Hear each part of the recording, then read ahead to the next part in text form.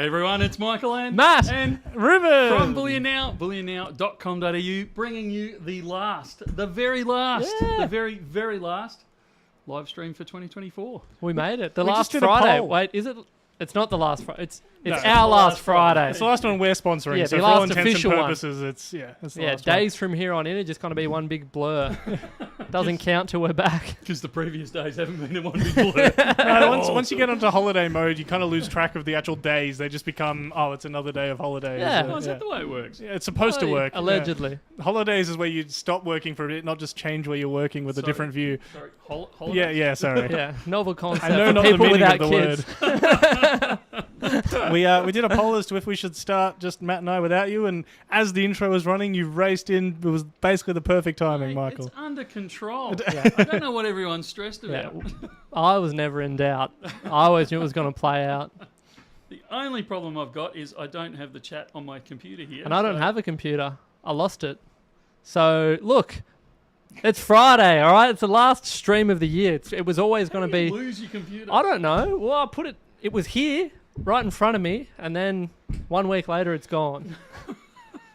So this is... We'll give it back to him one on of those Christmas. things. Probably somewhere in Michael's office. Oh, never to be seen again. Yeah, so it's gone. But, yeah, we'll get there. I've got some stuff for show and tell later. I thought I'd cool. grab this out of the office, and I'm coming down here going, how long's it been in my office? There is so much dust on this Yeah, thing. and what is it? We'll see later. Oh, all right. Yeah. You don't want to reveal all the surprises. Yeah, we will. That's right. What are we doing here? Friday Live, Michael. Yeah, live. Friday live. Official. Friday can begin. How's the week been? It's been a good week. Hey, it's It's been a this good is a week. rare report. No, most weeks are good, mate. Most weeks Oh, are well, good. you haven't skidded in sideways, all bent out of shape. So you're in good spirits and such. No, that's how I run most of my life. Yeah. I can actually relate. It's good. Yeah, no, it's all good. It has been a very busy shop this week, though, because we've had people kind of finishing up that little bit earlier for the year, and they've come through with kids for the school holidays or just generally for work. But yeah, it has been a busy week in the shop, and lots of people selling back this week as well to cover, I think, those Christmas gifts. Yeah, look, it's been an early... Buybacks have been funny. Like January, and we might have even talked about this last week, but Yeah. January is traditionally buyback month. Everyone gets their Christmas visa bill, Yeah. the private school fees, the holiday bill, all that sort of stuff. They all kind of hit in January. So we always find that January buybacks really ramp up. What I'm finding odd this year is that ramp up, at least I think it's the ramp up into January, I think has already started, and in fact started probably 2 weeks ago. So we're seeing huge amounts of buybacks coming through the store. Do you think this is also indicative? Because it's sort of interesting. We had an interesting perspective on sort of society from being in this industry.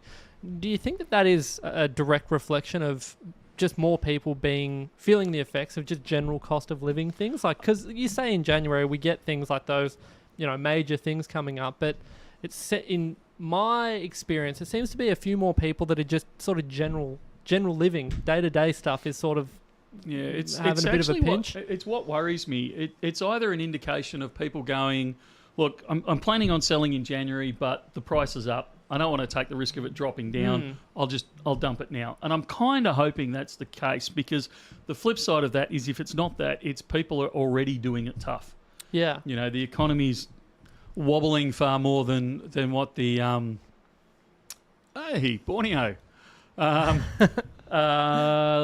economy's wobbling far more than the government's admitting to, which, I've made no secret of the fact that I kind of think that's actually more accurate. Yeah. That inflation's far higher and that unemployment is far higher than official numbers say these days. And people are actually having to start, selling early. And if that's the case, that's... it's terrible. That's the state of our economy, because it's not a good indication for next year. So I'm going to be not worried. That's the wrong term, but I'm cautiously concerned about January and the level of buybacks. If it doesn't taper off, if it keeps at this level, going through January, it's a far more telling indicator of the actual Australian economy, or Victorian economy anyway, that, well, no, I'd say Australian, because our buybacks that people are bringing in from interstate, shipping to us and things like that are well and truly up as well. Yep. So I would say it's a real worrying indicator of what the economy is really like out there. And if that's how we're starting out 2025, it doesn't bode well for it. Well, we've started off Friday on a pretty somber note. From here on out, right. I want to pump things up and get you excited about your holiday break. Yeah. But I think it's important to acknowledge that type of thing as well, because I think we have a pretty upbeat, jovial show that we do here. But I think that things like that are important to acknowledge as well, because it's an interesting time for a lot of people out there. Yeah, it is. And Leo's asking if they're mostly gold or silver. I would say it's a fairly even mix of the metals. Obviously, dollar-wise, it would be gold, but number-wise, it's silver. What I'm finding more interesting is it's far less kilo bars and far more 1 ounce coins. Oh, okay. So, we've got heaps of 1 ounce coins coming through. We are seeing kilo bars, don't get me wrong. It's not like they've disappeared off the face of the earth. But the proportion of kind of the number of sellbacks that are in 1 ounce coins, or even to a small degree, 5 and 10 ounce coins and bars.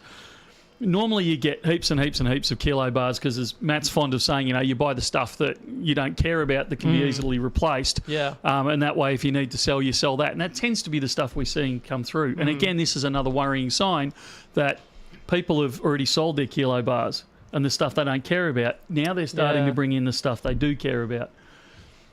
That's also another worrying indicator for me.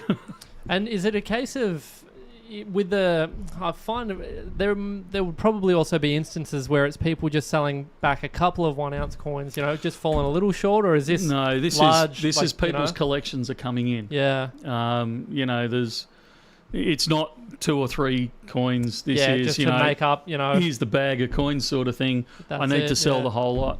Yep. And look, people quite often have reasons. Some of them, Pete repeats saying they're selling to go crypto. Absolutely. You'd be fooling yourself if you didn't think some of them are going into crypto. But a lot of them, because I like to say we're not transactional, we're relational. All of our transactions we like to have a bit of a chat about. Yeah. And, not from a nosy level, just from a customer service a human level, yeah. So, we chat with the person if they want to, and usually they'll say, look, the car's broken down, or, I'm getting selling this to get the Christmas presents, or, like I've had a big bill arrive, those types of things. And we're hearing more and more of that through the store. And it's just, like I said, it could be nothing. It could just be people pulling their sales forward to this side of Christmas instead of doing it the other side of Christmas. It could be that simple. I know it's something we get nervous about as well, but to be honest, experience on the ground, and Pete mentions it there as well, we have had a lot of people mentioning that they're doing it to make some moves in crypto as well. That market moving as much as it is at the moment, whether you're buying into it, selling out, whatever, there's a lot of people looking at making a quick buck on a market like that. And I know we've spoken before about, and I don't want to repeat it too much, about how they're very different assets, and moving from one to the other maybe isn't the best thing. But if people need some quick cash, this is somewhere that they can get it by selling metals. I would have said I've seen less of that. As we've run, the closer we've got to Christmas, the less I've heard people saying they're buying crypto. Now, it could just be that they don't want to tell me. I'm quite open to that. I was going to say, they don't want you to roast telling them. us. That's right. Yeah, they know I'm a bit of a negative crypto. Well, I'm not negative crypto. I'm not a fan of people going from a safe asset and saying, I'm buying digital gold, and that's I'm not going to get on my soapbox, but that's the one that freaks me out. Is where people are going, I'm just going to take a quick bite out of that, and then I'm coming back to this. Yep. Because it very rarely works. I'm sure there's one or two that it's worked with, but most times it falls in a smoking heap.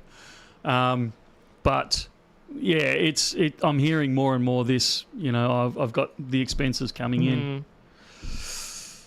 It could also be the fact that we're closed for 3 weeks over the Christmas break, so people are going, just in case, I'll bring it forward. I'm really hoping that I'm overreacting and saying, thanks, Stephen. But yeah, I'm hoping I'm overreacting and saying this could be an issue. But it's certainly something I'm going to watch into the new year is if those buybacks keep pumping. Yeah, we do see that impact people's buying, even when it comes to like a long weekend or something like that, where we're not open for the full time. We'll typically see an increase. Obviously, some of it might just be people traveling down to check out the store on holidays or something. But yeah, some of it is just that case of I'm not going to be able to get it in store during that period. Let me shore up some purchases here. Yeah, it could be. Yeah, BJ's talking about, the Yanks are talking about creating a reserve where they buy X number of Bitcoins to keep, kind of like their oil reserve. Yeah, right. Is what people are comparing it to. I don't see it happening. I don't see them getting it through. I know everyone's overexcited about the fact that, Trump's pro-crypto and his big cheese that's in charge of crypto, and I can't think of their name now, but they're super crypto, whereas the previous guy hasn't been. This is all conjecture at this moment. We don't actually know that they're going to do it. And there's an argument for the oil reserve. They hold an oil reserve to try and make sure that it's kind of ensuring the future of the country will hold X amount, and that way we can release it when oil gets short or oil goes expensive or anything, those sort of lines. They use it as a political football along those lines, but it does have a use. Whereas why would they hold, BJ there is saying, they're going to hold it until they hold 1 million tokens. Why? What's the purpose? The government doesn't usually buy things to invest in. It's usually there for a purpose, as in the oil reserve.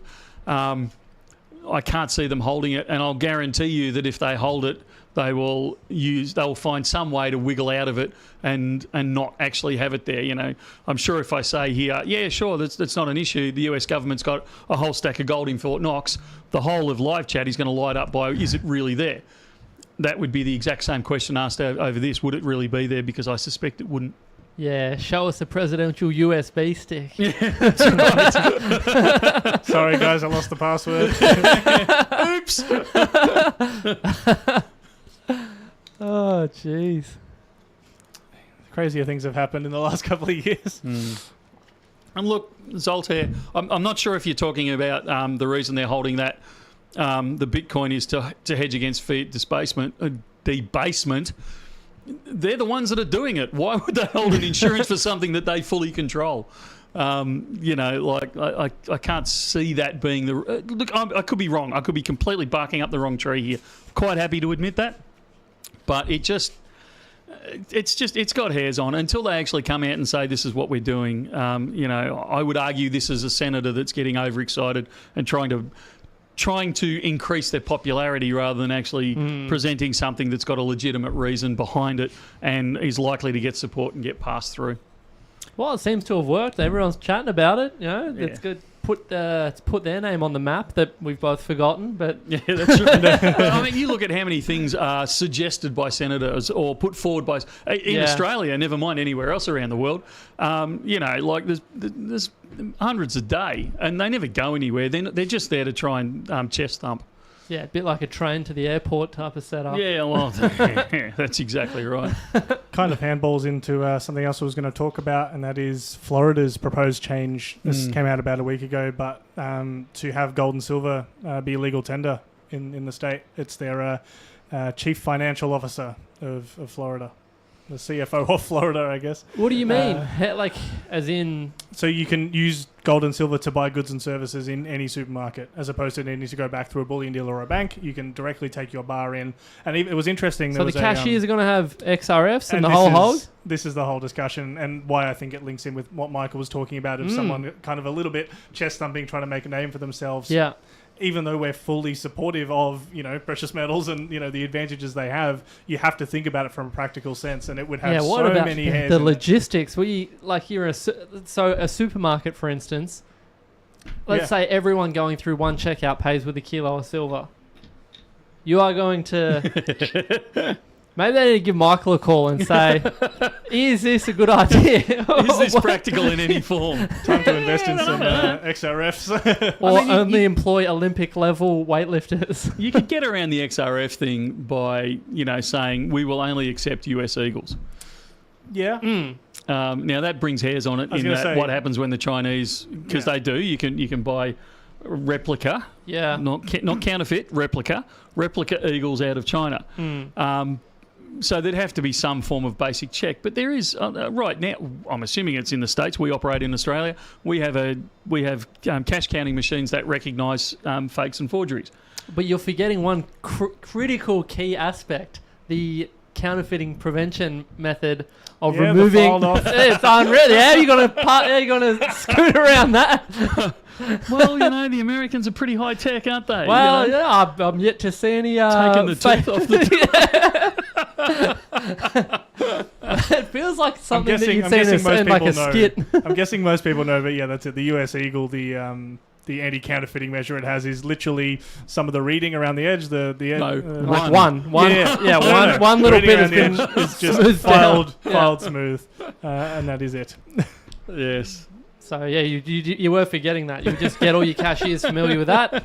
Bada bing, bada boom. So the guy coming through the hardware that pays for it with a file in his hand, nothing to see here. Well, so is there any more? Well, so we've pretty much just ripped it apart. But did you read the article, Ruben? Was there any sense of? I actually had a look at this has potential. Well, I actually had a look at. I think it was a Fox News video on it, and they were talking about it. Fox, it must be true. The Simpsons.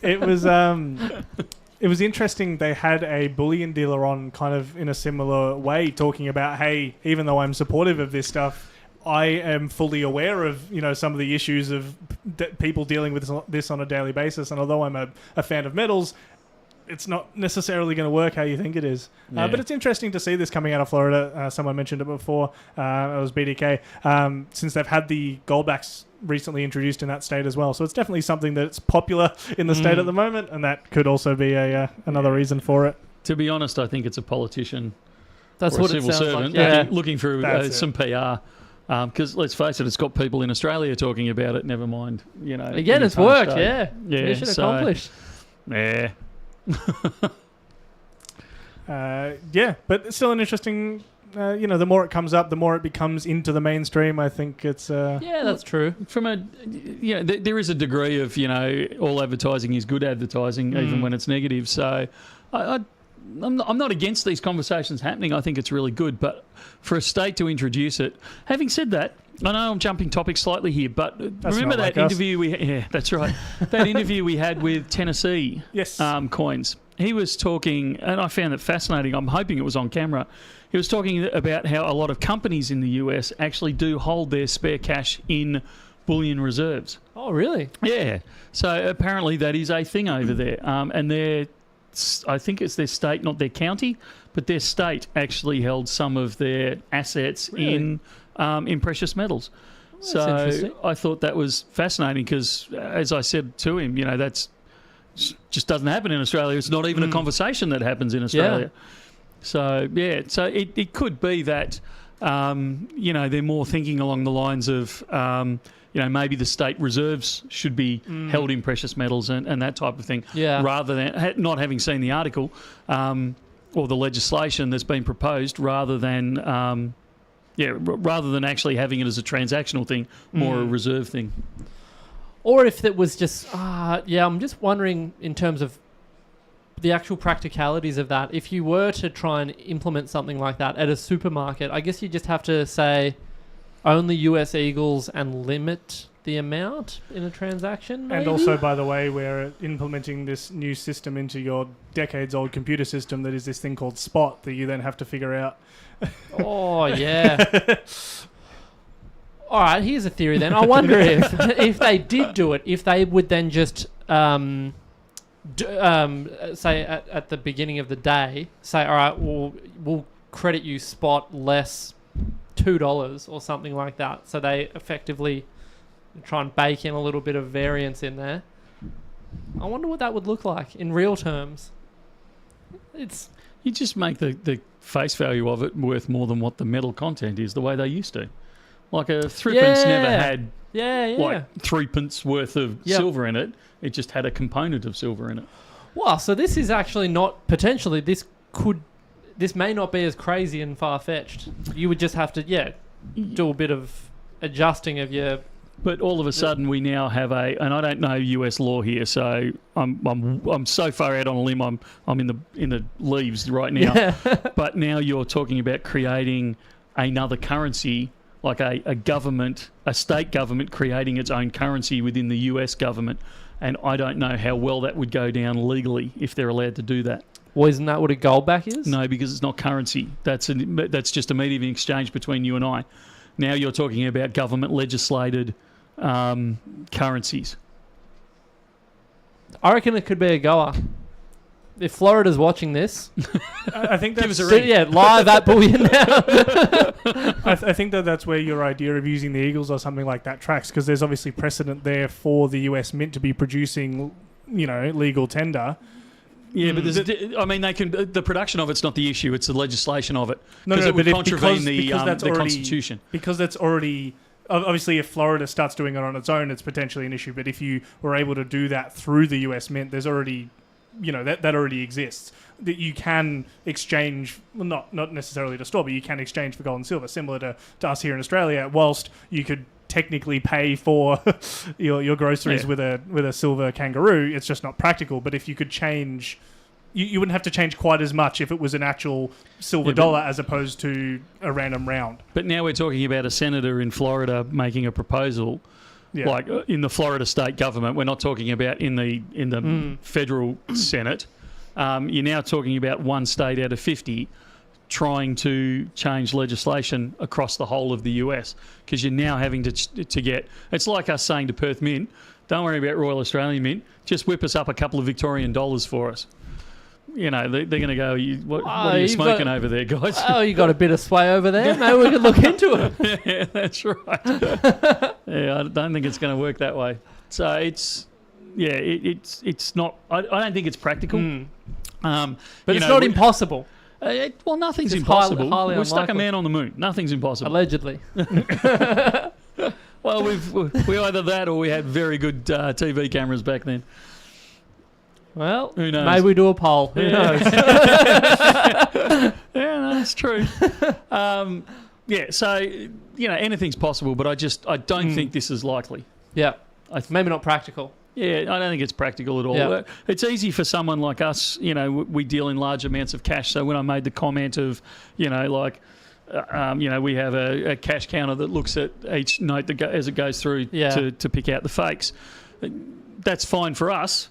But if you're a corner milk bar that's only turning over, I don't know what a milk bar turns over, but let's assume they turn over $1,000 a day. They're not going to spend thousands of dollars on high-tech equipment just to check your, the 3 customers that want to pay in US Eagles to make sure it's the real thing. Yeah, make sure there's one tooth missing on the reading. Yeah, that's right. Yeah, so it's,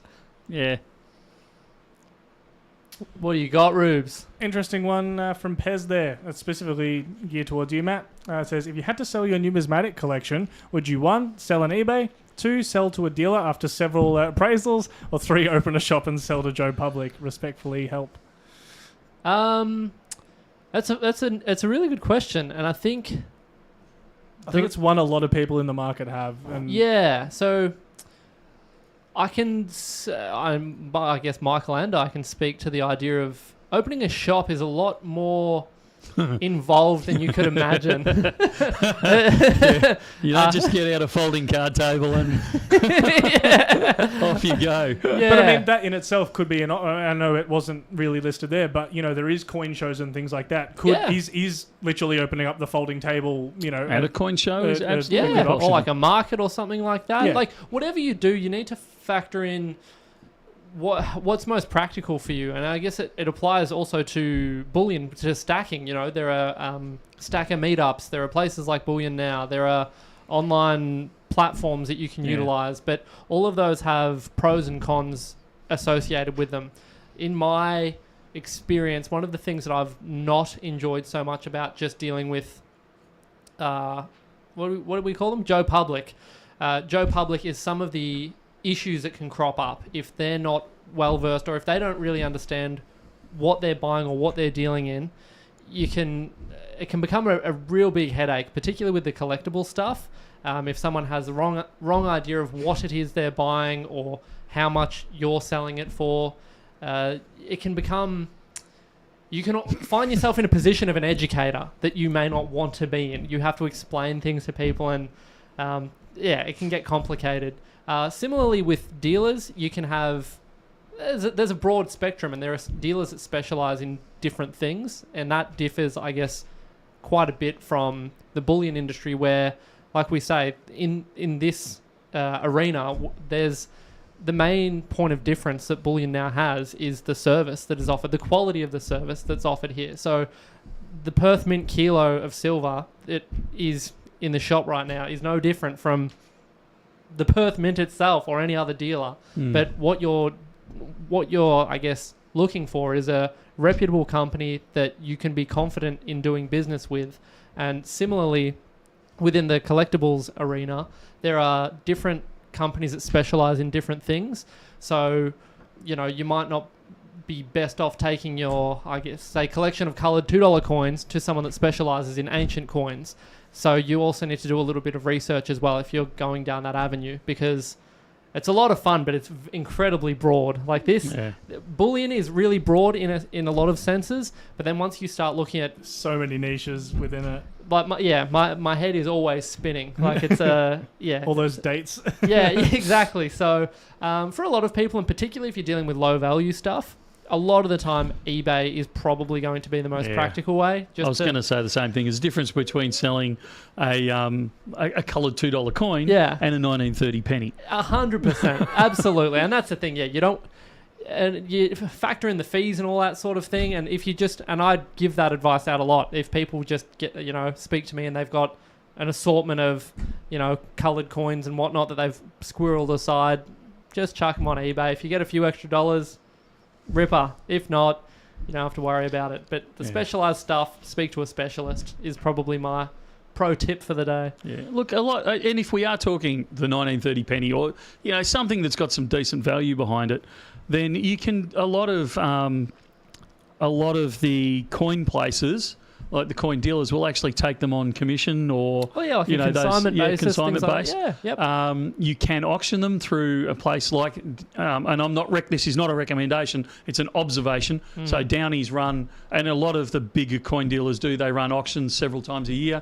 You can put it into an auction. That way, it's a public auction. You got to be aware of the fees because they're about a 22% seller's fee these days. That's the buyer's fee, and sellers is about 12.5. There's a big chunk of the equation in that as well. But ultimately, doing plenty of research, speak to plenty of people, and and it's the same. I say this on this channel about bullion. The same applies with the collector's coins.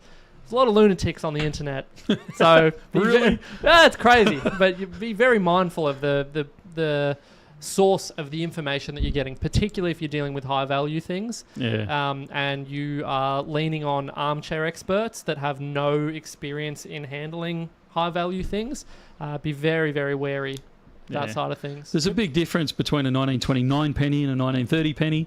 There's a big difference between some of the sovereigns, like the same year, but the value is completely different because one's, out different of the mint mark or something. Different mint mark, and then you've got the, this one's, they both look identical, but the packaging it comes in, it's got the tiniest little mark on it. So all of a sudden, instead of being worth, $5,000, it's now worth $5. It's ridiculous stuff like that. You're in a minefield. You need an expert to help you get through it. Yep, absolutely. And then you've got to decide. Again, if it's a couple of coloured coins, it's probably not worth it. But if you do have the equivalent of a 1930 penny in something, then it's absolutely worth getting an expert involved. Obviously, this is where the experts can help as well in looking at previously sold listings and things like that. But how much variation do you find over the course of... Let's use the 1930 penny as an example. If you've got one and you're looking to sell, how long would you want to look at the market before actually getting rid of it? Is there much fluctuation? At the start of the year, they could be up, $1,000 more on, you can get a good deal middle of the year. Obviously, you're not going to know exactly when that is, but is there much fluctuation, or because there's not as many sold, or is it just like you could sell it whenever, it'll always go for roughly X amount? A lot of that stuff, it's the age-old equation of supply and demand. So you need to take a look for what is effectively like an ultra rarity like that. And I imagine it's much the same with, like a rare car or something like that. If all of a sudden you find that every car yard in Australia has this same rare car at the same point in time, you can generally start to do a bit of wheeling and dealing and haggle a little, I guess. Whereas if supply's a bit tight and there's only one out there and you want it, you've got a little less wiggle room, I guess, as it were. So should you wait until there's none out there if you've got one to sell? This isn't me having one to sell, by the way. I guess technically, and we're painting with really broad strokes here, and this is not a financial advice segment, but just as a general rule, if you look around and all of it, and you see that every dealer currently has one or two of them, it may be wise to just hold off for a little while and have those conversations. But this assumes you've got time to wait, and this is the thing with collectibles. Absolutely, it might be worth $100,000, but if you have to sell it right now, you'll get the right now price. That's right, exactly. And I guess that's like a lot of things, right? Yeah, and absolutely. So you need to, and say from the perspective of like a coin shop, if someone comes in with something like that and says, I need to sell right now, you then need to say, all right, well, I need to look at my cash flow and can I take that hit and what am I comfortable outlying for this thing that I potentially don't have a buyer lined up for. And I might sit on for 2 or 3 years. Exactly, and I have to insure it and I have to, stock it, display it, market it and things like that. So there are a number of factors. It's, very different from bringing your kilo of gold to Bullion Now, and there's a reason BN deals in Bullion and not in the collectible side. But and this works for Bullion as well. It can very much depend on if I've got a buyer for it. Yeah. So somebody walks in with a 400-ounce gold bar. Yeah. I'm going to go, oh, man, I've got no one looking for one at the moment. I can get it melted, turned into 1-ounce bars. So that's going to cost me that. And, okay, all right. So I'm going to give you... I'm making up this number, so if you're walking in with a 400-ounce bar today, don't hold me to it. But, I might say, well, I can only give you 98% because I'm factoring in either a holding cost or a manufacturing cost.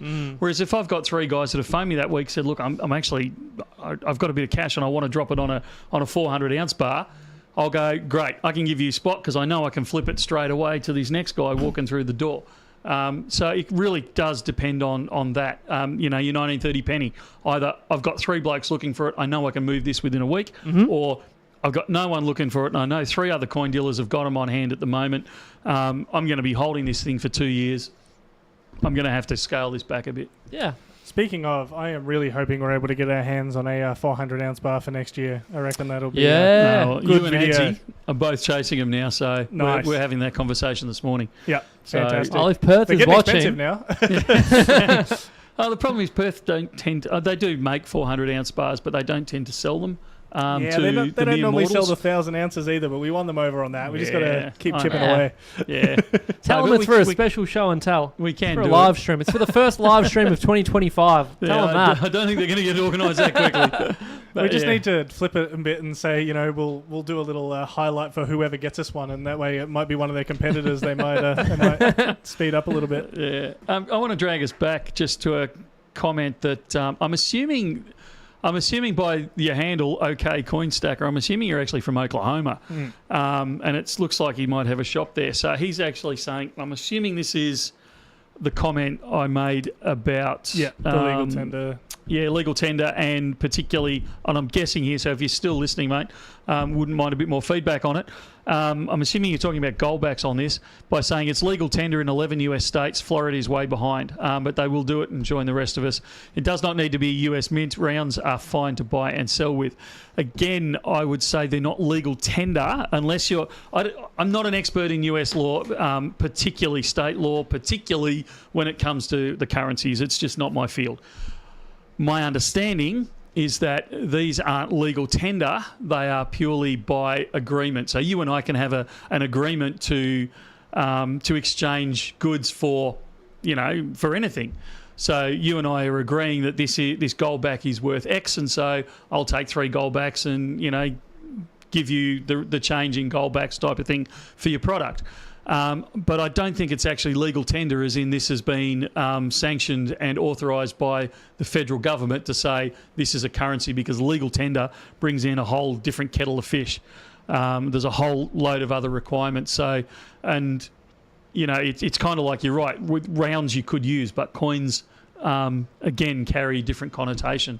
So I'd be fascinated to have a conversation with you about it. Yeah. Dan the Collecting Man wanting to know when the 1 ounce snake with the dragon privy comes out. Not a clue. Yeah, no idea. Glasses are going on, then we might start hunting. We got Nathy Boy wishing us a Merry Christmas. Messed up Christmas Nice there. one. Merry Christmas. Thanks, mate. We haven't hit the sherry early, Yeah. I promise. And a big thank you to everyone, both here and in store this week, that's been giving gifts, wishing us a happy holidays. It's been really nice to see and is very much appreciated. Thank you. Yeah. Has Bullion Now ever cancelled an order for listing an incorrect price on a product? I have an order that was cancelled by a huge American bullion company. Ooh. I'm going to say we've not done it, although I think I would be lying. We do. Yeah, you've cooked it a couple of times, but I think you generally you honour it. Like you've fallen on your sword. The Yeah. 1/10 silvers come to mind. Oh, that wasn't that a screw up? Yeah. I was going to say, let's not go list specific examples because we might start giving him flashbacks. Yeah. Oh, that was that one. That one. Speaking in general terms. Yeah. Poor old ads. He was apologising for that for weeks afterwards. Well, I think I'm going to say we've never done it, but someone's going to correct me on it. You actually have a right under Australian law, under the ACCC law. I was going to say this is Vegas Stacker, so it's you American, can. Well, in Australia, you can legally do it. I don't think we've ever done it. There's been, I can count, I think on two hands, about half a dozen times where we've actually had products list incorrectly at the incorrect price. If we have done it, we've absolutely stood by it, and we have honoured it, and I wouldn't cancel it because that's just not what we do. If you've bought it, we've listed it, you've bought it in good faith, I don't see a reason why we would cancel it. I have also seen you break out the phone though and say, "Hello, can we talk about this?" And some people have said, "Actually, look, yeah, sorry, I didn't realise it was a mistake," or more than happy, and actually have that discussion. I've seen that happen before as well. Yeah, I'm trying to think of an example. I'm sure we have, but as a rule, we don't. I guess I'm covering my butt in case someone says, "Oh, I remember the..." Yeah. And they're probably right. You got to remember we deal with thousands of transactions. Yeah. I can't remember every single one. But as far as I'm aware, we don't cancel them. E-money. I know they asked this before as well. Do you think plus $8 and plus $10 spot for Australian 1 ounce kookaburras and koalas silver coins is a decent price? I'm in the US. They were saying before how they went into a store and they saw koalas for sale for $8 above spot. I'm assuming that's $8 USD. Yeah. So we're Yes. talking probably 11-ish dollars Australian. Before I say no, that's a rip-off, we should check our prices. I was actually. Yeah, that'd be an exotic coin over there, you know? No, but I think I'm trying to think. But in Australia, we not USD, but I think we're probably somewhere around about that $8 to $10 premium. Anyway, on a kookaburra or a koala, aren't we? Yeah. But yeah, So it's obviously not- then it's not- throwing the US. But yeah, to by the time you Australian- ship it all the way to the States, and it depends. Are we talking a current year or a previous year? Assuming a current year, like $10 for a koala, $10 US for a koala, I would say is probably pushing the boat out a little bit. But yeah, I say with the It's amounts we paid for eagles. yeah, Wow, that's you the got thing, nothing right? on us Yeah. when it comes to the eagles. But I don't think it's ridiculous. But I certainly think it's for the koala. I'd say it's pushing the boat out. Mr. Anderson was wondering if we'd discussed our price predictions for bullion in 2025 yet. It's going to $1. Wow. Which one? So when we replay this in 12 months and it goes to $1, I can say I'm a genius. No, I don't know. Do you want to make a prediction on this one, mate?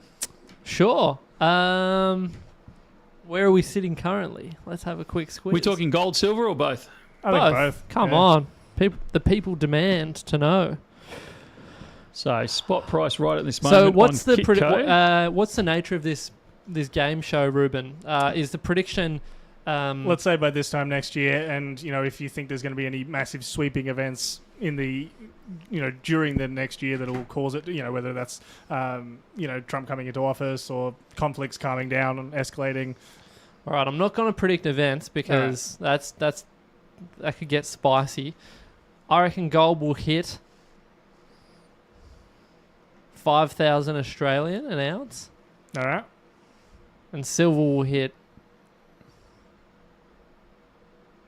$60 Australian an ounce. You're pushing the boat Screenshot that. Boom. But do one of those clickbait thumbnails now. With me on a rocket ship made of silver. So when that happens, do I get a prize or something? You forgot your classic line of, it'll go up a bit, go down a bit, and, it could go up and down. Yeah. That's why I wanted to get the finer details, because I didn't want to make a prediction of, as at 20th of December, what will the price be? I'm just saying sometime in 2025. That's what's cooking. I reckon. I don't think that's that crazy of a prediction, actually. I don't even think that's a clickbait prediction. If you're taking the whole year... Yeah. Like I thought we were picking a date. No, I decided to just go for the whole year. Yeah, just a casual approach. You could pretty much say anything because it's going to hit all go sorts for of it. things Go the for year. it, and then it's going to get us lots of views. Because I could say, I think it'll break through 4,000 and head lower. But if I've got 12 months, there's a fair chance I'm going to be right. That's what I was banking on. Yeah, that's why I was happy to make the prediction. This is definitely not financial advice. Yeah. Or prediction advice. Look, I can easily see it hitting 5K, like in Australian dollar terms, gold. I can easily see it hitting $5,000. I actually don't think it'll stay there. I think it will ease back. I think Trump coming in will cause a lot of settling down of the wars we're seeing, but he is going to poke the Asian bear. He's going to upset China in various different ways.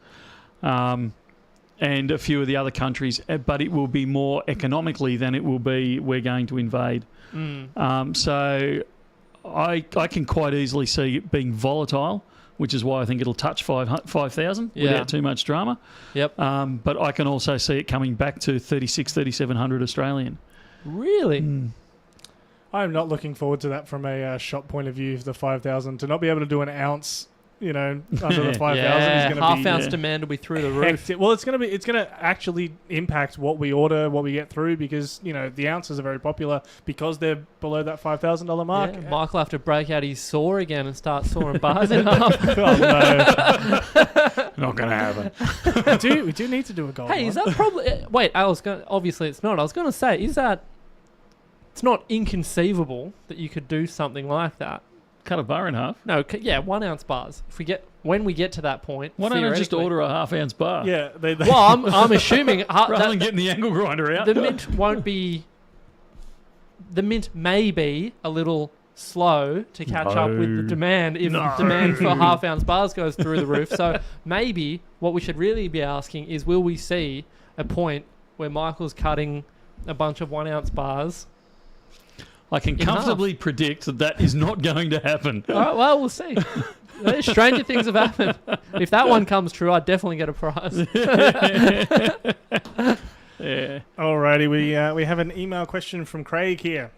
It says, "Hi team, would appreciate your thoughts discussion on the question below in the live stream. In Australia, which of the following will happen first? We issue a $1,000 note or we go cashless?"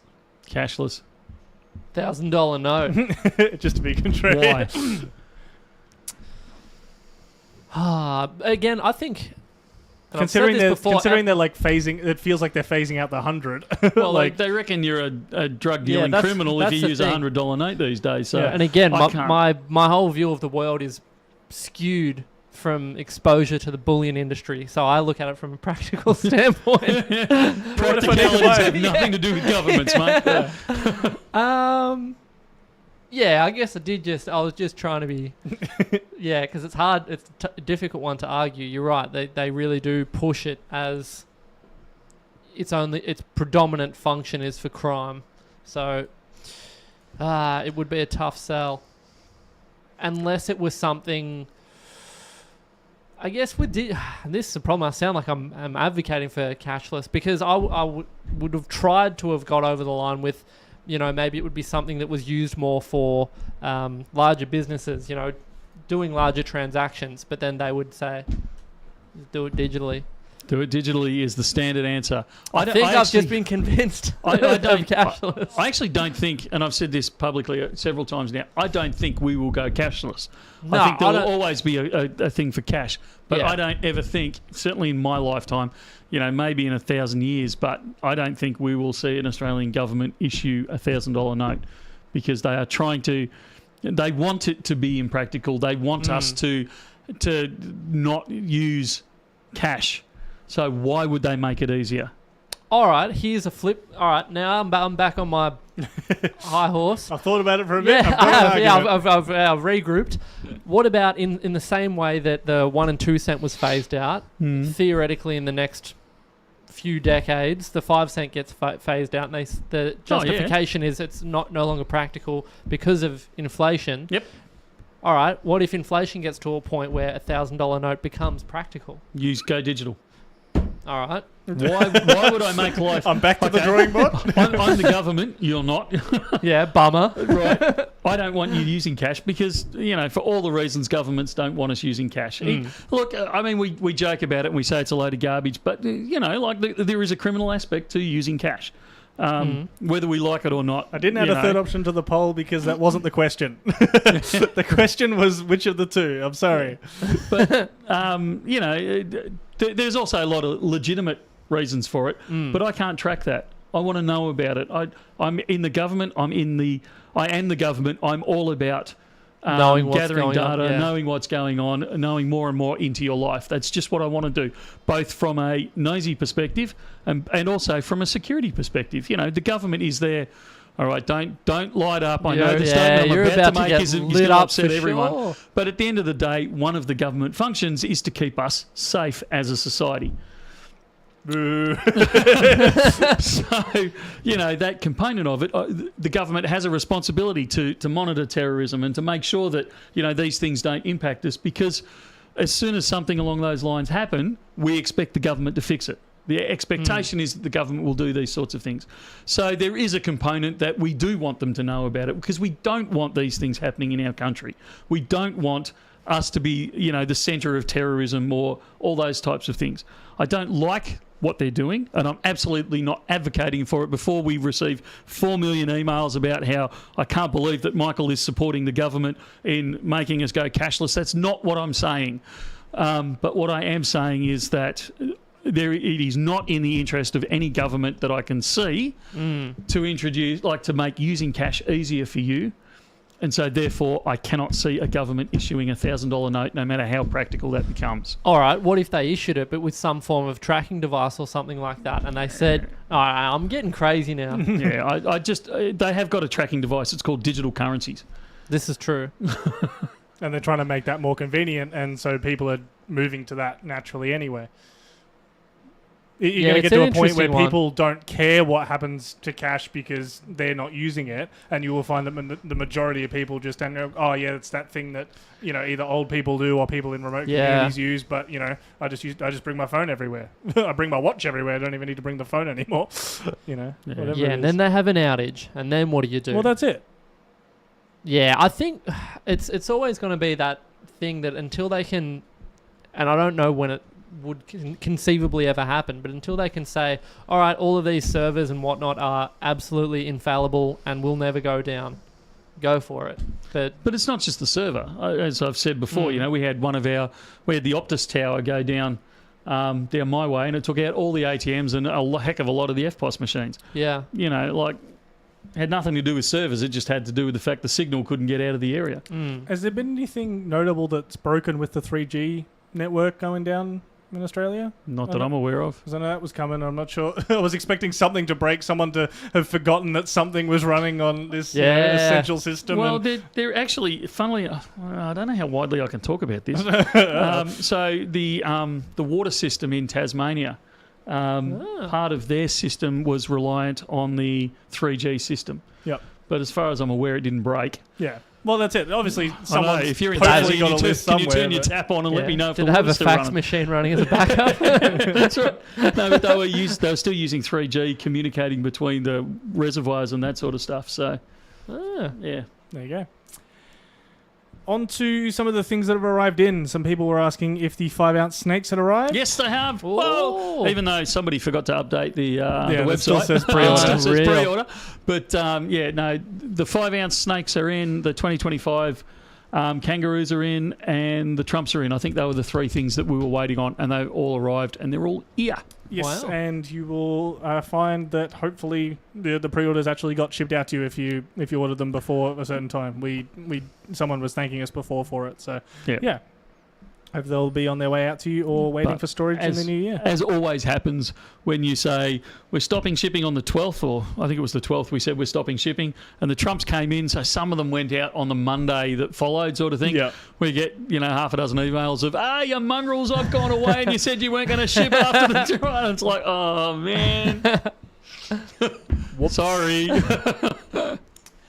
The other thing that came in was the Trumps, and they are the centre of a little bit of potential controversy at the moment. Whoa. What's happened? Trump has released his own round, his own medallion, sorry. It is Like a that Trump he's endorsed or something. licensed and endorsed Trump Silver 1-ounce proof round. He's a bit slow with the uptake, isn't he? And it looks like this. I still think he should have gone for the hair.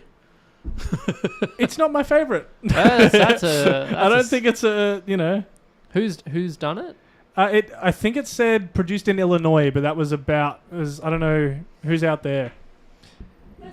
That's not the little cardboard thing he had on his ear after he got shot, is it? It might be. Are you for real? Could be. Can you zoom in on it? I can probably if you give me a second. Swap that over.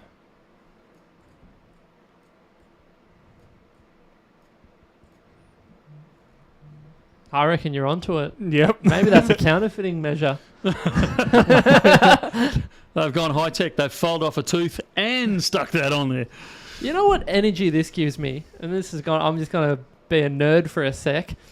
During World War II, there was a campaign, a disruptive campaign where they dropped postage stamps or put postage stamps into the system with Hitler's portrait on it, but it was a skull. It was called Operation Cornflakes, and it was one of those things to sort of destabilize the confidence in Hitler. That portrait of Trump has like really sunken eye sockets. Like it kind of looks a bit. It seems. If you told me this was who's- issued as a not to be a flattering thing, I would believe you. Like that does not look. As opposed to someone who's endorsing Like he doesn't look well in that. I think he's just portrait. trying to look serious. Do the with him with his fist in the sky. That's sort of the. If I was his PR bloke, that's what I'd probably suggest. But that's not a really flattering portrait. The reason it's the centre of a little bit of controversy, though, is apparently there has been a cease and desist letter issued to all producers of the other ones. the other Donald Trump rounds. Hasn't he got other things cooking to worry It's not about? him. Oh, okay. I mean, It'll be his PR it's guys someone on or his whatever team it was. going, "Hey, we got to clear the market." Someone selling, all these not officially endorsed. Best way to drive up the price of something. Yeah, I mean, I've not seen. I've heard rumour of this cease and desist. I can't find any evidence of it. So I actually jumped into Yankee Stacking's chat earlier today. They had a stream going on, who is sponsored by SD Bullion, and so has the contact through there. And it's not something he was able to show, but he has said he himself personally has seen it. I actually asked that question on stream, so I've got a little clip from that if you wanted to see what his thoughts on it were. Well, what do I think about this?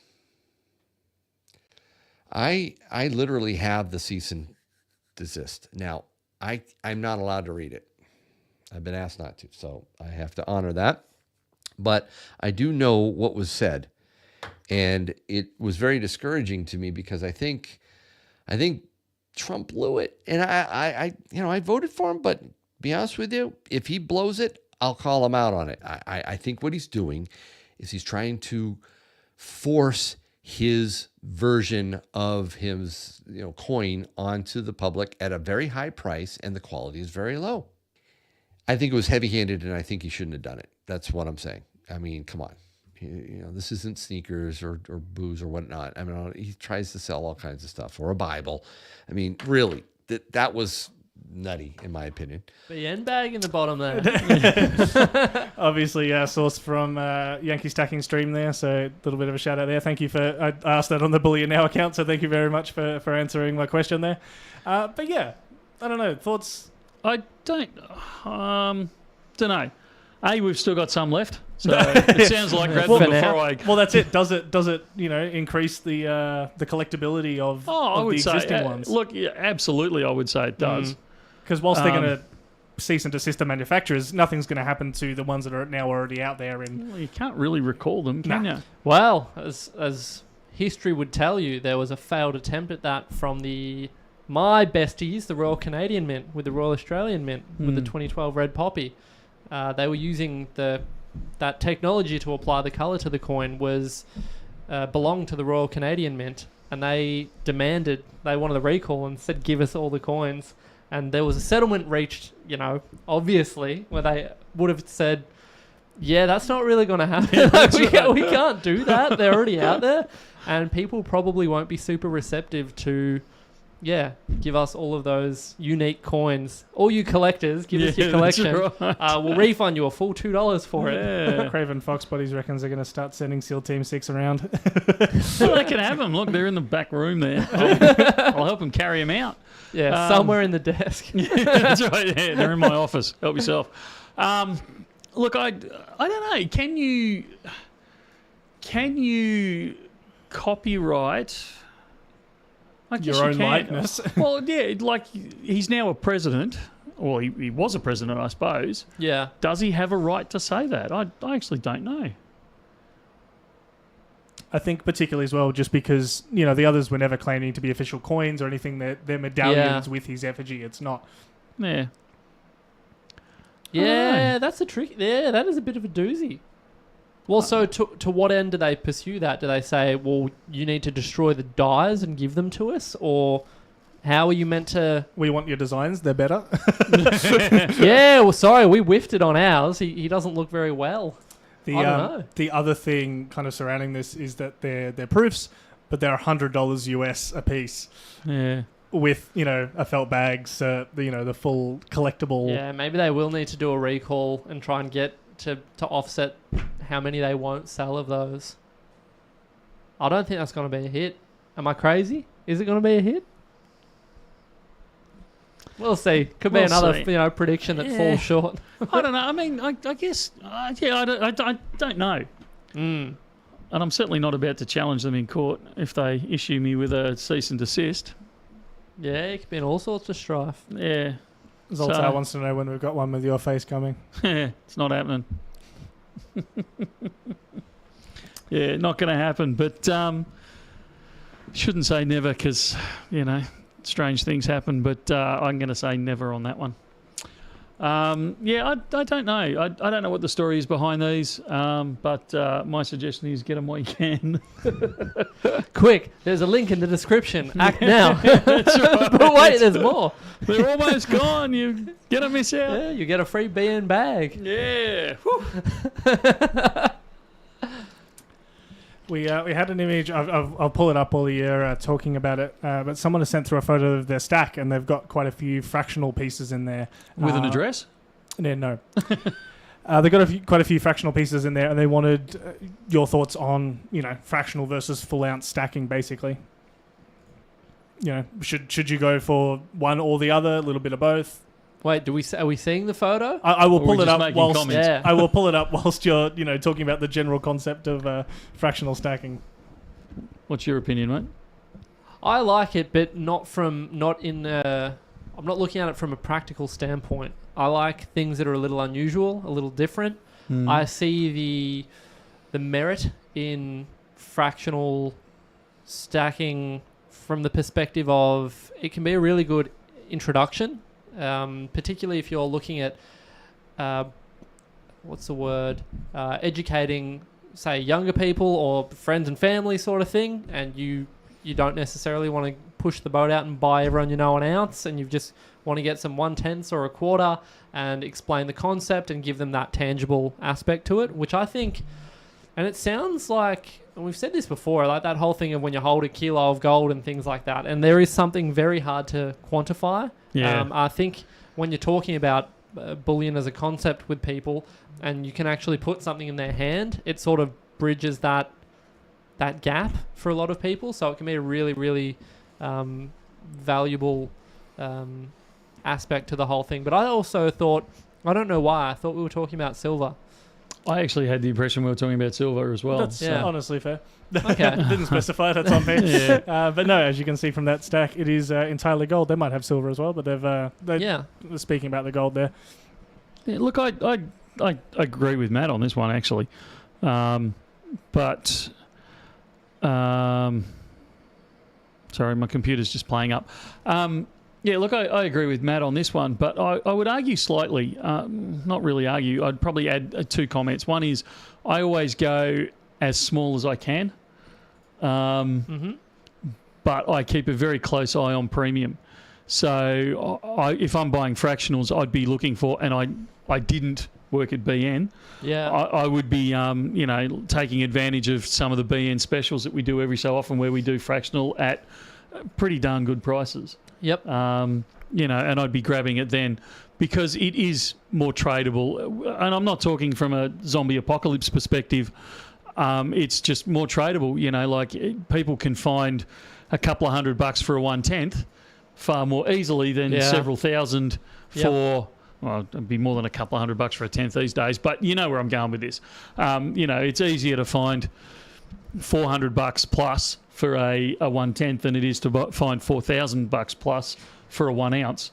So it's always better to go the smallest you can. It's why we say the 1 ounce is the sweet spot, because you can get cheaper metal in gold, or 1 ounce in silver at the kilo. You can get it at lower premium if you go larger sizes, but the reduction in the premium is not that much as you go bigger. If you go smaller than 1 ounce in gold or smaller than the kilo in silver, the premium really starts to ramp up.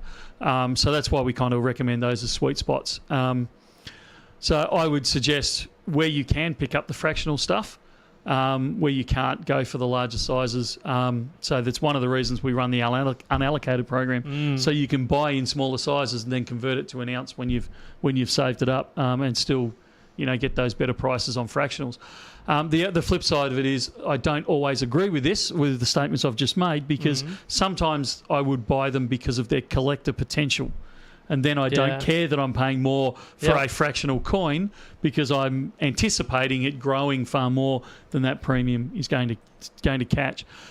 The other side, and I know I've gone multi-sided here. I'm not just saying there's 2 sides. I think we're up to 5th side at the moment. The other side is it also depends on how I'm going to sell it. Yeah. So if my intention is to sell it back to a bullion dealer, I'm only going to get spot if you come to BN, and less if you go to a lot of other dealers. So you are going to lose that premium. But if my intent is to sell it over the back fence to the neighbour, I'm going to sell it down the pub, this is not selling advice.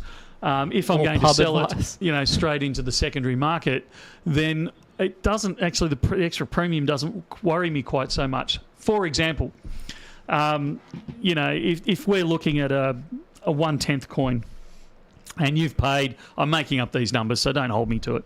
You've paid $50 over spot for it because you've bought it from Bullion Now, gone home. You now decide you want to sell it. So your options here are to sell it to BN. You're going to lose your $50 because you're only going to get spot. Or I can sell it to a neighbour. Now, your neighbour's going to say, well, hang on a sec, I really want to buy it, but I'll look up Bullion Now. Okay, Bullion Now selling them for $50 over, and you're thinking, great, well, I'm going to get spot for it if I take it to Bullion Now. So how about we meet halfway? So now I've only lost $25 worth of my premium. My neighbour's got a good price because he's paid $25 less than what he would have got it for at BN. And I've done better for it because I've got $25 more than I would have got for it if I'd sold it for BN. So there are ways to claim back some of that spot if you can sell yourself into the secondary market. And you've got a trustworthy neighbour. Yes. And look, Desi, it's an interesting point there. 1/10 seems to be it for most people. In Australia, the 1/10, and I don't know what triggers this. I had this conversation with Perth not that long ago, with Perth Mint.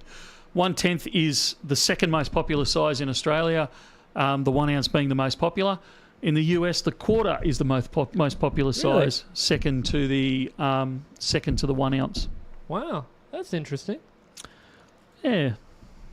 Yeah, I like a quarter. Quarters are nice.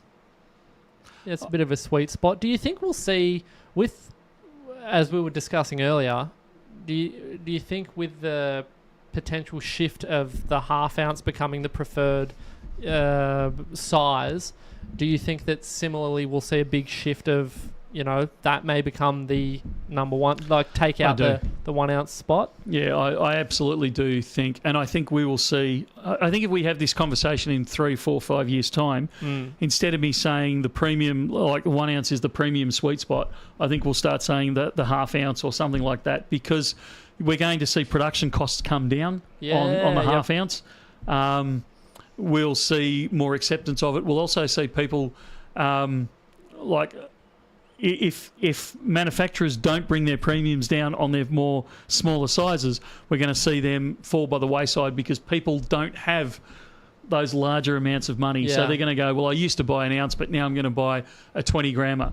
We used to see heaps of tails sell, so 37.5 grams for a tail. Like, they were hugely popular because they were below that sweet spot of $5,000. We would sell them, and we just couldn't keep up with the supply of them. The 37.5 grams went over $5,000. All of a sudden, people went, "Oh, I really don't want to spend 5,100 or 5,200. Oh, I really want to spend only about that $5,000 mark. Oh, I'll take a 20 grammer. I'll take a 1 ounce one." And I think we'll see that when an ounce goes through $5,000, people will start saying, "Oh, I think I'll take a 20 grammer." Senior Ding Dong saying there that even the second-hand market, it seems like the 1 ounce has kind of already hit that hard to swallow kind of a amount. They say it's been like pulling teeth recently. I guess it depends who you sell to and if you're selling at all. But that's it. I think it already is in that. Oh, that's a large amount. Yeah. Look, I mean, it used to be that we'd say, $2,000 was hard to swallow, but I think $2,000 is far easier to find than $4,000. And I know I'm stating the bleeding obvious here, but it's half the amount. Yeah, but there's a psychological switch in there. Yeah, absolutely. When you go to the next $1,000 amount, people start. I mean, it's why you go to Kmart and things are $29.95. It's because $30 is a psychological jump. It's the same thing here. When you break out of the 2s and you touch the 3, it's that psychological hurdle. And now we've broken into the 4s.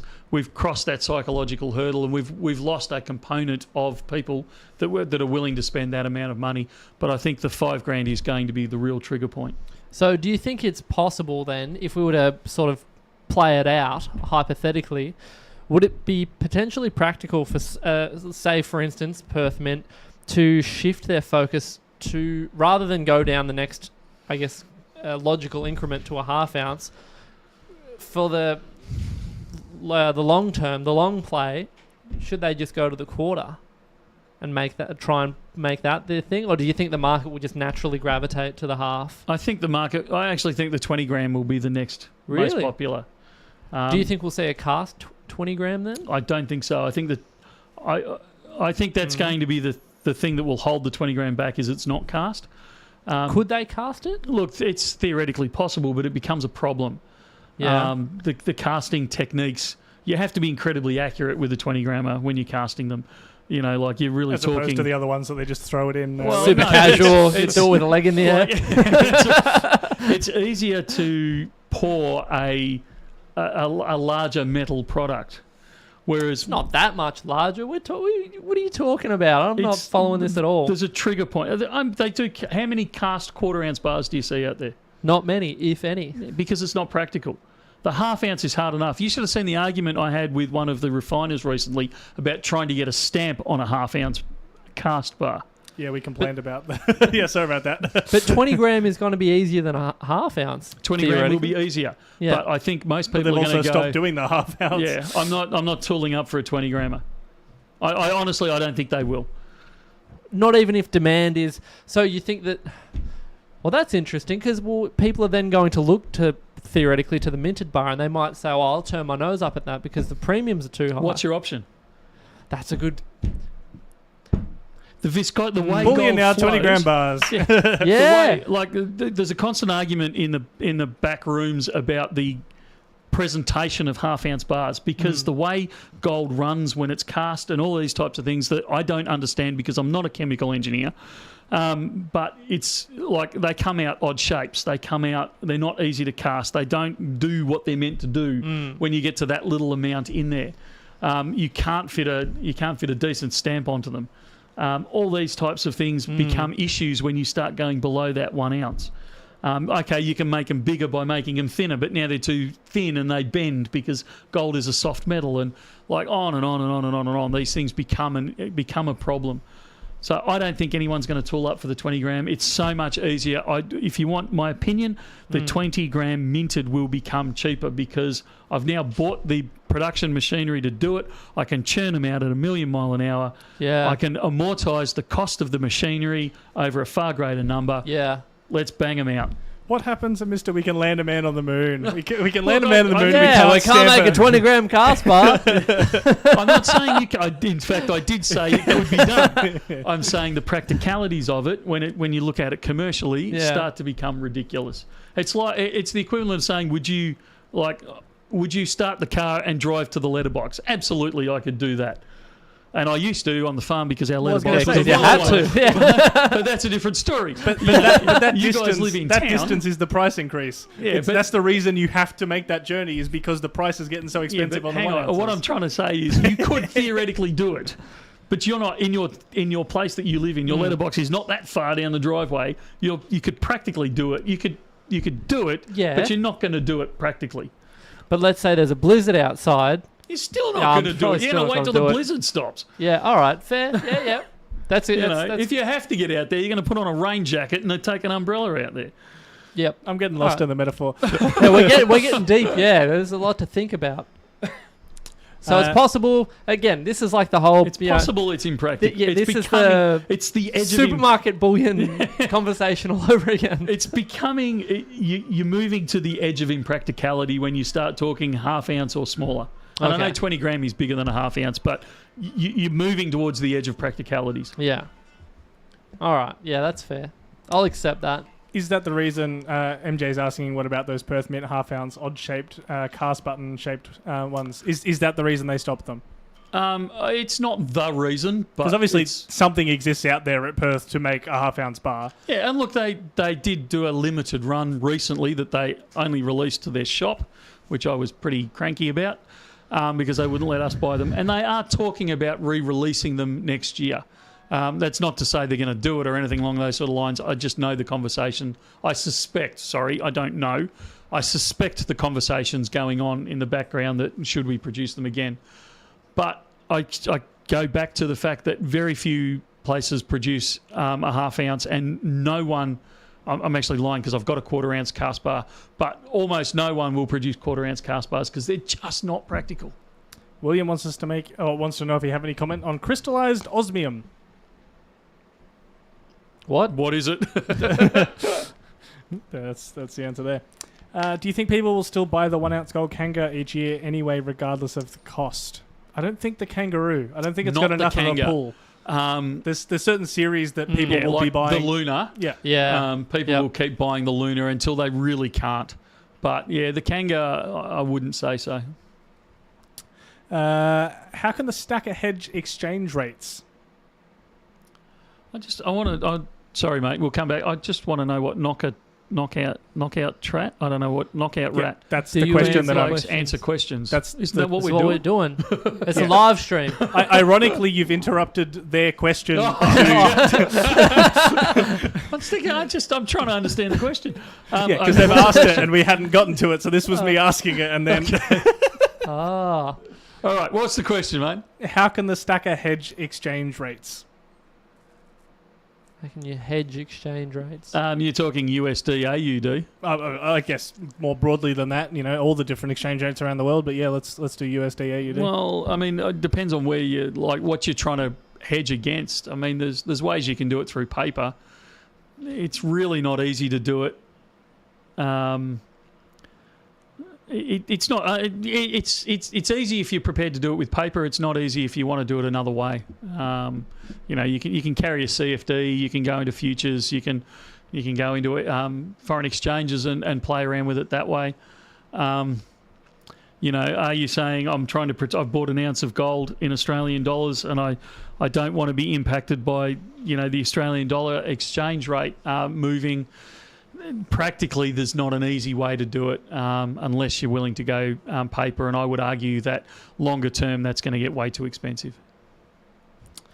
What do you see winning out long term between ounces and grams? Senior Dignon saying, do the Chinese market prefer grams over ounces? If so, definitely see grams winning out long term. Well, do you think it will always be this world of one and the other, or do you reckon one will... No, we're still running feet and inches and metres. Yep. I can't see that changing. Pounds and gallons.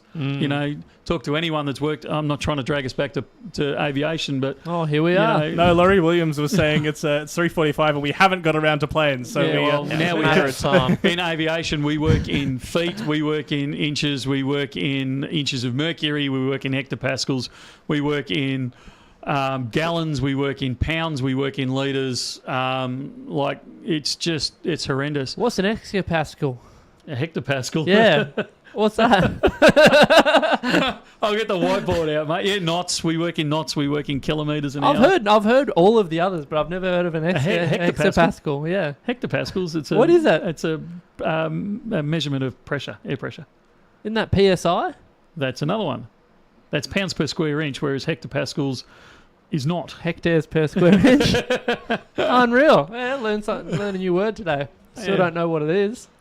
I'll give you a definition of it when I remember how to break it down. Yeah, all right, cool. I was going to say we just next trip. I'll be running the aviation segment. But metric, I can't go into the details for lots of legal reasons, but there's huge issues with aeroplanes flying into Chinese airspace because they work in meters. They don't work in they work in metrics. And we don't, and it has been known to cause problems with Western aircraft flying into Chinese airspace. There have been instances, and I'm being incredibly vague here because I can really step on toes and get myself in legal trouble, but there has been instances where there has been issues with cross... like people have used pounds instead of kilograms, and aircraft have ended up with half the fuel or less of what they thought they had on board at any one time. I mean, we run into that even just on a, average down the internet between, with dates. An American quotes date a date, format. And it's hang on a minute. It's backwards for us. Obviously, we've got Americans in chat. What do you mean 12th of the 30th? When did that become a month? That's got a month. Obviously, that's it. We've got Americans in chat. They'll be thinking we're backwards for it as well. But that's it. You do run into those problems even just on a, daily internet life. Yeah. Interesting one there. Modified Stacker, Merry Christmas, or Michael. If I buy something on the website over Christmas, can I pay for it on the 13th of January? I'm not encouraging that at all. If you buy it on the 11th of January, no. Well, see, the 2-day grace is not actually for you to sit on it for 2 days and not pay for it. It's actually there just to allow the banks time to chase around. So, I'd prefer. Particularly as well because in that time, price will shift, things will happen. People go, hang on a minute, I'll just cancel that order or make a new one on the 13th because it's gotten a hell of a lot cheaper since then. It's just... The problem is that even over the Christmas break, one of us will be hedging. So and I'm absolutely not suggesting, Modified Stacker, that you're one of these people, but we do have people that place an order, they will play for time, and basically they're just trying to hedge. And, if the price goes up, I bought this 2 days ago, 3 days ago, I'll absolutely pay for it because the price has gone up. Price has gone down. No, I'm not going to pay for it. And so we're left, holding the bag with this product that's now dropped lower that we would honour the price for because we honour it going upwards or downwards.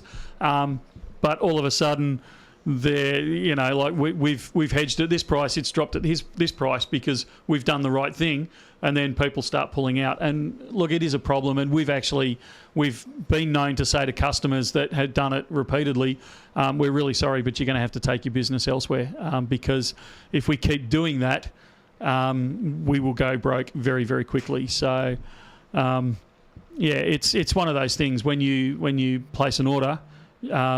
it's a contract between two people. The same as if it went up, you'd be all over complaining on every website possible. 100%. That if I said, "Oh no, sorry, the price has gone up $10, we're not going to honour that." Yep. You'd be all over the place. It kind of works both ways. So no, please don't buy on Boxing Day and then plan on not paying for it till the 13th.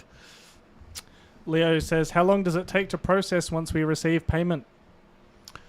At the moment, it'll be a couple of weeks because we will be going away for the Christmas break. Yeah. Look, our objective is to fulfil the order. Basically, we receive payment, we fulfil the order the next day is the intent. Doesn't always work as smoothly as that. I'd love it if it did. But that's the intent, is to have it filled. And I'm hoping with the new centre opening that we've got now, the Pakenham Centre, a lot of that will be streamlined, and I'm actually hoping that if you pay, it's not going to happen 1st of January, so don't jump the gun here, but certainly next year, I'm hoping that you pay by 11 o'clock, we have it shipped that afternoon. So that is one of the things we're looking, and has caused some delays as well, is, figuring out the new facility and things like that. So it'll be good to have that up and firing. Obviously, the question following that, and people were asking it before, is what is the update for Pakenham in the new year? Pakenham is functioning as a dispatch centre currently. The shop itself won't be open due to popular demand. The shop won't open until we have it properly fitted out, which getting tradies over January is always entertaining. So I'm hoping it's up and firing by kind of early Feb. The people are wanting to know if we're doing any specials today, Michael. No, I don't think we are. We're running out of time. Or did we hit 300 viewers? We did not. So it's not going to happen then. Would have. You know the rules. Yeah, exactly. We set the terms 4 streams ago. Yeah, it's just spot special if we hit 300 views. Yeah, we're just trying to get the place locked down, buttoned up for Christmas. I was kind of a little bit hoping today wasn't going to be the day we hit 300, if I'm honest. If I'd said at the morning meeting, all right, fellas, we're going to do a live stream special, I think I would have had half the people just walk out. Yep. Go home. Like, it would have been a great look. Yeah. So we're not even going to get through the show and tell I brought down, because it's already 4 minutes to 4. So we'll have to save that to next year. Oh, new year, new surprise. Yeah. That is a little sad, but I think it's been mostly hidden by the Christmas decorations that someone else said were slowly taking over. So it's not like they've been... we like it to be Chris. Too many things. I'm noticing this year. I've noticed the last few years, people just don't get into the Christmassy, cheery thing Says anymore. The man not in a Santa suit. I'm not, and I was going to bring in my my Christmas shirt, but I was a little bit worried I might offend people with it. But I couldn't find it when I was leaving home at 3 this morning either. So Jeez. I should have had it out. I love this shirt. My wife is totally embarrassed by it because it's got three or four reindeer heads nailed to a wall, and Rudolph sitting there. I think he's smoking a cigar or something like that, sitting in his lounge room chair, and it's got underneath it. Full on. Used to, in capital letters, laugh and call him names. And he's got a pistol in his other hand. Yeah, that would have gotten us taken off air. Yeah, that's right. Yes. My wife doesn't like that one. Yes, Stephen, we have had 300 views before, but only on streams where Matt hasn't been here, and he takes it very personally. Yeah, I'm like the equivalent of a banana on a boat. Yeah, that's right. So we're trying to get to one with the three of us here. That'd be good. That'll be the New Year's resolution. Let's hit some rapid fire questions. Go for it. So if there was a question that you asked throughout the stream that we hadn't been able to get to, because it's been... Because we don't answer questions. Yeah. Feel free to ask it now. We will try and hit as many as we can in as rapid fire as we can to make sure we get through them all. How many jars of chocolate sultanas have you had have been had this week? Not enough. Do you ever sleep, Michael? Well, there's a rumour that I do, but I haven't noticed it. Yeah, it's called blinking. Totally. Micro sleeps. Do you think 2024 1/10 platinum koalas will be coming? Surely they would have been. But they should have been by now. I absolutely had a conversation with Perth about them. I don't know what's going on. Could be a delayed... Yeah. Ask me in January and I might know a bit more. Are we getting any, and if so, when are we getting any of the Odin 1 ounce silver minted bullion bars, the hybrid bar between Germania and terrible Royal Mint? timing. We got I think Ads was saying we got the notification for customs yesterday or today, I think you were saying. So, yeah, they're going to sit in customs for a week or two while we're mucking around. Great. So, early in the new year, we should have them, though. Have you heard anything about the Chinese gold beans, 1 to 3 grams, and do you think they'll take off here? Not so much the beans. We've somewhere around here, we've got are they 1 gram or 3 gram beads? Chinese beads. Beans. So, I'm sure they're not cast. That wouldn't be practical. I don't know. Nice little dig there. What's your most anticipated release of next year? Ooh, that's a good question.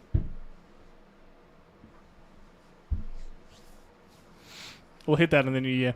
Yeah, I don't know. Is the BN Learjet fueled up, ready for Christmas? The little BN Cherokee 140.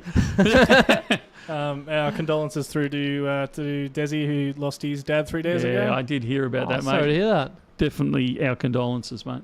Yeah, it sounds like he's taking off for the stream as well, so have a Merry Christmas, mate. Legend. Threepence or sixpence in Christmas puddings, do you keep that tradition?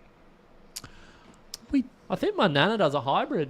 She's a lunatic. Bit She of both. does a hybrid, yeah. Yeah, a bit of both. No shillings or florins. You don't want to cause too much chaos. My mother, being a POM, would never allow them. Really? Would never allow them in there, which I always thought was odd because it's a very British tradition. That's what I thought. But Mum was dead against it. She thought one of us would choke on it, so I kind of just It's never always done been it. my concern. Yeah, well, I probably won't be adopting that. It's when little kids, everything is a choking hazard, and something at a threepence size, guarantee Just you're give gonna one. run into Just give strife. one to her and say, Hey, "Hey, just I'm setting 50 this cent aside pieces, mate. Yeah, maybe that's the only ounces of silver. That's right. for you." When are we expecting Panthers in gold and silver? Sorry, we need to remember this is rapid Yeah, fire. is this Canadian? Again, in the This new will be year. the Tudor Beasts. Yeah, Yeah, in the yeah. new year.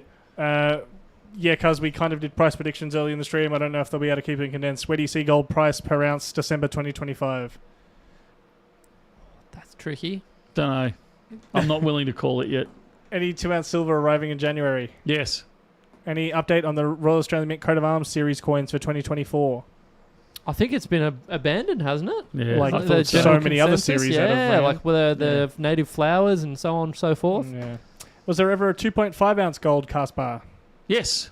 Are we open all day Monday? Yes. Well, till 5 o'clock. Any chance of selling the old silver maples you sowed several weeks ago? Would love to buy one. Somewhere in the desk. Yeah, They're still, going to be. Well, they saw the light of day again today. I thought we were going to film them, but Ruben pulled them. yeah, no, that's Well not done, true. Ruben. Well, it So wasn't me that pulled Michael was all ready to go. Gold tridents. them. That was when the maples were pulled. We were filming the tridents. So don't lay this on me. We'll be getting more Germania Christmas bars next year. We didn't get Germania Christmas bars. We got the Scottsdale ones. Scottsdale ones, Scottsdale Christmas ones, and we plan on doing them again next year. Is there a Perth Mint snake bar? And if so, when? They'll be doing January. That's being released, I believe. Well, if based on the dragon, yeah. Yeah. Yeah, didn't we see those? The designs Yeah. for those? Yeah. Sneaky peek on a monitor. Yeah. Presents before or after lunch? We do both. We do stockings in the morning and presents in the afternoon. That's a good My idea. family's the same. What percentage chance is a Brisbane Bullion Now in 2025? No comment. We can land a man on the moon, allegedly, so anything's possible, maybe. Merry Christmas, Adam. We'll be putting together more Lego Star Wars sets during the Christmas break. We'll make sure when we redo the set post-Christmas that there'll be some Lego from you there, Metal In Inquisitor. my Thank you household, again. there will absolutely be more Lego sets being built over the very Christmas good. break. We've already got some of them. Canada 2 ounce latest release. What about it? Is it a question or a statement? I'm guessing the geese. The geese. Ah, They are. Gee, man, they are. They Yeah. might be stuck in customs with the Germania stuff. They've certainly. dear. So in the new year, we'll release those. cool. The 1 ounce silver tridents are also a part of the Yep, ones that they were will filmed be at the same released. time. Did we get a date on that, Rubes? Okay, so sometime over the Christmas period, sometime between now and the 13th, we'll release the tridents. How much was the biggest buyback in dollar amounts this month? In the hundreds of thousands. I can't tell you exactly how much because we've had several of them in that number. Planning to get 100 gram PAMP and metal ore cast bars. 100 gram PAMP, yes. Metal ore, I don't know. Yes, the motorbike is still at the front. Only 1 gram maple leaves coming. Hopefully, yes, in the new year. They're cool. Jermaine, 1 gram snake bars. Probably. Thanks everyone for the Friday. Thanks for the Friday entertainment. Love to tune in when I can. Have a safe break. Yeah. Boxing Day special. No. I'm having Boxing Day off. I might even sleep. Whoa, look out. Going all out this year. Yeah, catch up on the year. Laurie Williams, yes, did see that picture you dropped through. And we are at the bottom. E-Waste Ben wishing everyone a happy stack in 2025. Thanks, mate. We filmed a short brief. We filmed a short burst earlier on that Ruben will release, but I just want to take time out for a moment to thank everyone that has made, well, the whole BN family that has made BN possible this year. It's been a tough year, a really tough year for everyone, not just us. And the support that we get continually from the BN family is amazing, and I never take it for granted. And I was only talking to someone about it today, the group that we've got. I don't like differentiating between the employees and customers because it's all one big family. But the support we've got from both and the quality of people that we have both working for us and part of the community is just amazing, and I can't be more thankful for it. So I want to thank you for your participation in the live streams, in the life of BN, and in our lives, the workers and their families. It's an amazing feeling to walk anywhere in the world and to be greeted like a long lost relative. And I know there's a lot of ums in this because I'm thinking on the spot, but I can't tell you how good that is. I've never been involved in an industry like it. I've never been involved in a company like it. And it is fantastic. So from me and my family and the Bullion Now employees, I want to wish you an incredibly good Christmas break. I hope that you relax, you get a chance to relax and spend time with family and friends. And I really do wish the very best for you and yours for the new year. Oh, that was nice. That's a nice note to end on, I think. Yeah. Looking forward to next year. See you later. Merry Christmas, everyone.